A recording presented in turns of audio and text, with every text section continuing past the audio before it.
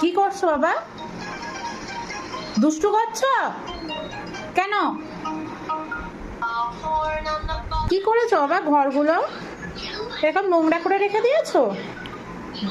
Being a mom is not easy.